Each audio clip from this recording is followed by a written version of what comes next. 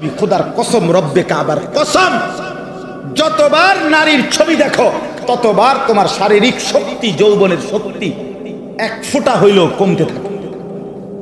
প্রত্যেকটা গুনাহ মানুষের শরীর দুর্বল করে, এটা প্রমাণিত। সাহাবীদেরও কৌল, চিকিৎসা বিজ্ঞানের দৃষ্টিতে আপনি খবর নিয়ে দেখেন।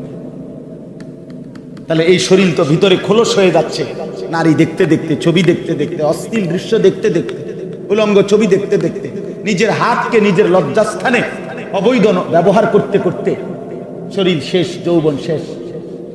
বাহ্যিক দেখতে না বোঝা যায় ছেলেটা দাঁড়ায় আছে, আসলে ভিতরটা কিচ্ছু না। এরা আগামীর পৃথিবীতে কেমনে কি করবে বলেন না? সারা দিনে যার 2 ঘন্টাও পরিশ্রম করতে মন চায় না, সে আগামীর সময় মেহনত করবে কেমনে চাচা বলেন? আপনাদের আমলের বলেন, আপনার আমলের চাচা, আপনারা মনে করেন তো আপনাদের বয়সকালে ছোট 18 বছর, 17 বছর, 14 বছরে কি পরিমাণ মেহনত, খেতে খামারে মানুষ কাম করছে, কি পরিমাণ, সেখান থেকে তো বড় হয়েছে এখনকার মুরব্বী। কিন্তু এখনকার এই জেনারেশন কিভাবে বড় হইতে? হ্যাঁ, এই জন্য দয়া করো নিজেদের উপরে। অনেক ছেলে দেখলাম ভাই, এই জন্য বললাম নিজেদের উপরে রহম করো। শেষ পর্যন্ত তোমার পথে তুমি চলে যাবা, আমার পথে আমি কুমিল্লা ক্যান্টনমেন্ট। নওজোয়ান তোমরা তোমাদের যার যার জায়গায়, কেউ কারোর জন্য থামবে না, আটকাবে না, এটা আমরাও বুঝি ভাইয়া। রাত কারোর জন্য থামবে না, দিন কারোর জন্যই থামবে। এই পৃথিবী স্বার্থপর, কারোর জন্য থামে না। কোনো অ্যাক্সিডেন্টে রাস্তার গাড়ি বন্ধ হয় না, সবাই পাশ কাইটা কাইটা চলে যায়, চলেই যায়। আহা, শুনছে সামনের সিএনজি 3 জন মানুষ মারা গেছে, কিন্তু পিছনের একটা সিএনজিও থামে না, স্বার্থপরের মতো পাশে দিয়ে চলেই যায়। কেউ থামে না, কেউ থামে না দোস্ত আমার। আমি নিজ চোখে দেখছি, ওই বিজরা একবার রাতের 2টা-2:30টার দিকে একটা যুবক মোটরসাইকেল অ্যাক্সিডেন্ট করে একবারে মানে কুড়া কুড়া হয়ে গেছে, টুকরা টুকরা হয়ে গেছে। একটা মানুষ দাঁড়ায় না, সব পাশ দিয়ে চলে গেছে। দুনিয়া স্বার্থপর দুনিয়া, তোমার জন্য কেউ থামবে না। বন্ধু নামের এই দুষ্টরা যারা তোমার দিবানিশি উলঙ্গ ছবি আর নর্তকী নাচ আর জিনা ব্যভিচার আর অশ্লীল কথাবার্তা শিখাইছে, দেখাইছে, তুমি হারিয়ে গেলে, চলে গেলে, এরা একদিনও তাদের কোনো কিছু বন্ধ রাখবে না। ধোঁকা, এটা ধোঁকার দুনিয়া। আল্লাহ বলছে দুনিয়া ধোঁকা, দুনিয়া তামাশা, দুনিয়া খেলাধুলা, দুনিয়া বাইতুল আনকাবুত, মাকড়সার ঘর। কোরআনে আল্লাহ বলছে দুনিয়া হলো কিসের ঘর? লাবাইতুল আনকাবুত, ইন্না আওহানাল বুয়ুত লাবাইতুল আনকাবুত। আল্লাহ বলছে আর মনে রেখো বান্দা, এই পৃথিবীতে সবচেয়ে দুর্বল ঘর হলো মাকড়সার ঘর। যেটা 6 মাসের বাচ্চাও যদি হাত দেয়, মাকড়সার ঘর সাজানো, হ্যাঁ ঘর, মাকড়সার ঘর বোঝেন না? এটা কি হয়ে যাবে?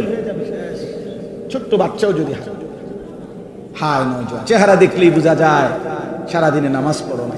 অনেক ছেলে বন্ধু আমার চেহারা চিনলেই বোঝা যায়, 1 ওয়াক্ত নামাজ তোমার কপালে নেই। হায় রে মুসলমানের বাচ্চা, কেমনে মুসলমান হয়েছে? ইয়া আইয়ুহাল ইনসান মা গাররাকা বিরাব্বিকাল কারীম। রব্বুল আলামিন বলেন, হে মানুষ, আমার মতো দয়ালু মেহেরবান মালিককে কেমনে ভুলে গেলা? এতটা দয়ালু মালিক আমি আল্লাহর চাইতে তুমি আর কাকে পেলা, যাকে পেয়ে আমার মতো দয়ালু মুনিবকে ছেড়ে দিলা?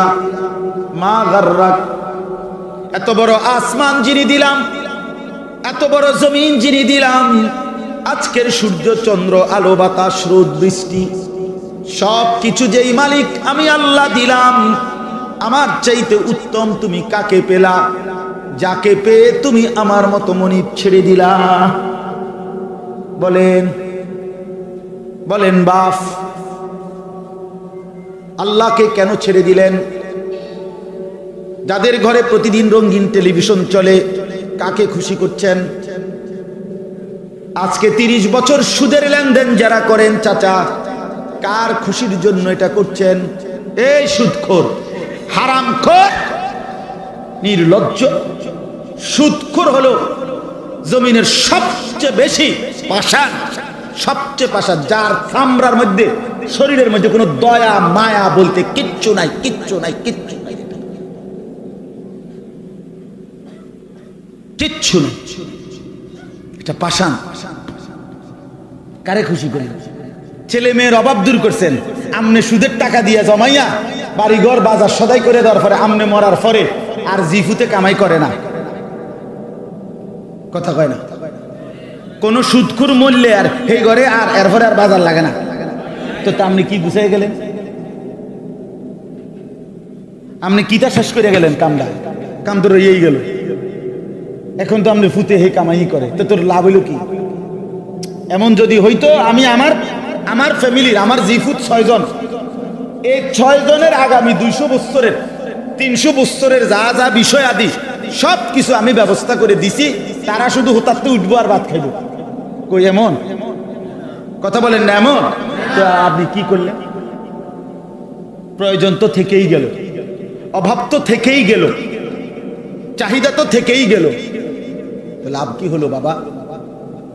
লাভ কি হলো? 4 কোটি টাকার বাড়ি, আমি গিয়ে দেখছি বাথরুমের সিটকারির মধ্যে শুধু বল্টুটা নাই, এই যে যেটার মধ্যে লাগায় আরি কড়াটা, সিটকারিটার যে একটা ছোট্ট বল্টু আছে না, এটার মধ্যে যেটার মধ্যে লাগায় আরি, এখন আমি বাথরুমে এটা লাগাই থাকতেছি না। আমি কিতা করতাম? বমু কেমনে বাথরুমে? এটা যদি ঠেলা মারে আরেক। পরে এটার ভিতরে একটা বালতি আছে, বালতির মধ্যে পানি ফুরেছি, পুরাইয়া বালতি দিয়া মানে দরজা এটা ঠেলা দিয়া তো সাইডে আয়ের পরে বাইরে গেলাম, ভাই এর নাম দুনিয়া, বল্টু থাইকা যায়। বল্টু কি? এটাই দুনিয়া দোস্ত। প্রয়োজন থেকেই যায়, কিছু না কিছু সমস্যা থেকেই যায়। কুলাই তারতেন না, ঘুষাই তারতেন। দুনিয়া রাক্ষস, দুনিয়া রাক্ষস, দুনিয়া রাক্ষস। এটা শুধু গিলে আবার হা করে। আল্লাহ আমাদেরকে বুঝ দান করেন। আমার নওজোয়ান বন্ধুরা, বাবারা, চাচারা সবাই মিলে চলেন, জিন্দেগি কাজে লাগা, সময় কাজে লাগা। আরেকবার ফিরে আসি, কেন আল্লাহকে নারাজ করবেন? কেন নামাজ পড়বেন না? কেন নামাজ পড়বেন না? যুবক ভাইয়া, তোমরা কেন নামাজ পড়বা না? আল্লাহর সাথে কেন নারাজ? সবার সব কথা রক্ষা করলা, প্রিয় বন্ধু আমার, মালিকের কথা কেন রক্ষা করলা না? যে তোমাকে হায়াত দিল, যে তোমাকে বাঁচিয়ে রাখলো, তাকে পাত্তা দিলা না? তিনি নগদ শাস্তি দেয় না বলে আল্লাহ বলছে কোরআনে, আমি যদি নগদ শাস্তি দিতাম তাহলে আমার একটা বান্দাও ঘাড় সোজা করে হাঁটতে পারত না। মা তারাকা আলা যাহরিহা মিন দাব্বা, একজনও তখন আর ফেরেশতা শুধু এক বেলার নামাজ ছেড়ে দেওয়ার কারণে যদি একটা টানা ছটকনা দিত একদিন, তাহলে তার 14 গোষ্ঠী আর জীবনে নামাজ ছাড়ত। বুঝেন না কথাটা?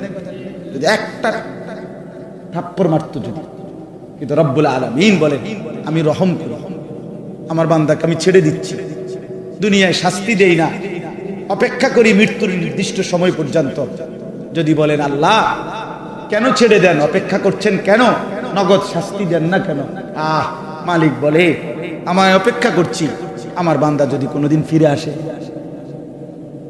হয় যদি কোনোদিন তওবা করে, ও যদি একদিন চোখের পানি ফেলে ফিরে আসে আর আমাকে ডাক দিয়ে বলে আল্লাহ আমি মাফ চাচ্ছি, আমি পিছনের গুনাহ ছেড়ে দিলাম, রব্বুল আলামিন বলে আমি তখন পাহাড় পরিমাণ গুনাহ মাফ করে দেব, আসমান ছোঁয়া গুনাহ মাফ করে দেব।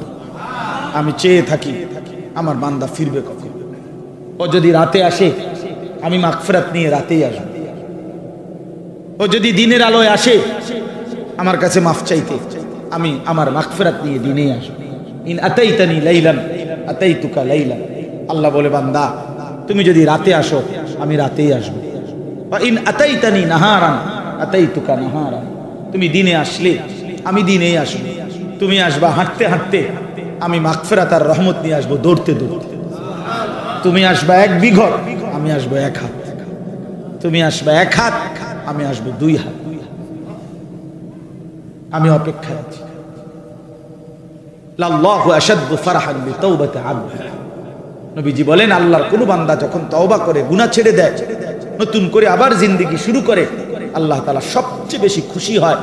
আর ফেরেশতাদেরকে বলে, আমার আসমান সাজিয়ে দাও, জান্নাত সাজিয়ে দাও।